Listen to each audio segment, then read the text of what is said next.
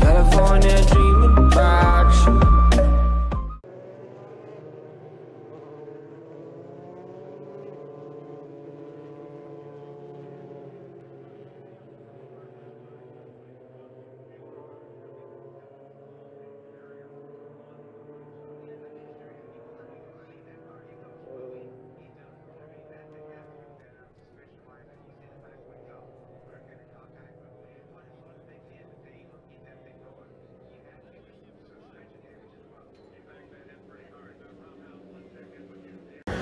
To bottom of the screen, Hawksworth might have hit the car in front of him, and that caused him to spin. I think he did actually make contact with, I believe that's Saavedra, yeah, and sent them both going into the wall. See, Saavedra still got his foot on the gas because he knows he's going towards the wall, so he put his foot on the gas, try and make the tires spin to lessen the impact at the last moment, then put his foot on the brakes. But that is a hard hit. That's just the mistiming from the 41, Jack Hawksworth, and that ABC machine just clipping the back of Saavedra. And what's really good is all the cars stayed on the ground.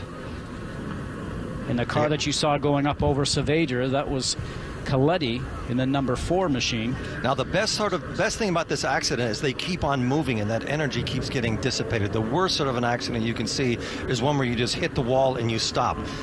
As they keep on rolling, they're getting rid of all of that energy that's obviously... Watch this. Again, the safer barrier did its job.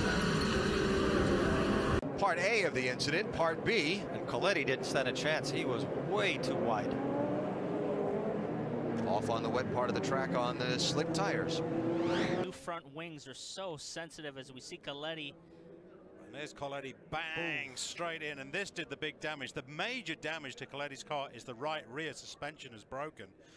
And as the car came into pit lane, you saw the mechanics looking at it, but it's all around the right rear. I think broken drive shaft or broken steel wishbones, but that right rear took a real clout. For a guy who won in GP2 Series competition some 8 times, he's shown very little in the Verizon IndyCar Series, and the team would have hoped for more from the man from Monaco, and he ends his first appearance in Toronto like that with a rather heavy clout. Stefano Coletti said he had good memories of Canada after winning in Formula BMW in 2006, but Steph, after contact with Charlie Kimball, what happened? Well, I broke a little bits of my wing, and then I got to that corner in turn 5 and braked a tiny bit too late, locked up the front, and went onto the wall. Stefano's teammate Sebastian Bourdais running 5th. Lee. The Monaco driver, Stefano Coletti. Here it is. Just gets loose there, the middle of turn 2. Tries to save it, stays off the brake pedal to keep the tires rolling, but then he has to jump onto the brakes because he's not going to be able to get it turned straight again, Paul. Yeah, he's just sliding, big drift, and comes down the track. Can't get it stopped. Not too big of an impact, but you know, obviously enough to put him out of the race. And he's been struggling all night. He had early contact, and ever since then he's been struggling with handling. First year in the Verizon IndyCar Series, and for a very talented driver, it's been a huge, very steep learning curve. Never raced on ovals before, and it's a whole different beast, particularly for the different size of ovals, the different speed, the characteristics, all of the variety that the Verizon IndyCar Series has to offer. So Coletti joins Montoya, Mann, Kimball, and our most recent retiree, Tony Kanaan. So now it's 5 out of this race. This looks to be either somebody that's had in the fence or Coletti. Maybe it's motor. That's a Chevy. This is race leader's teammate. This is Sebastian Bourdais' teammate. Lane, guys.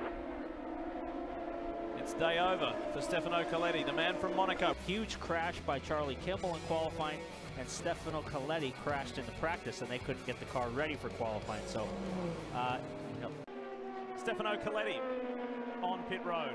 One of the rookies in this field had a pretty awkward incident earlier this week where he hit walls on both sides of the track. Yeah, it was a strange incident. He got high in turn 3, hit the wall, and then kind of came down the front straightaway fairly quickly, and the car made an abrupt left-hand turn into the inside walls.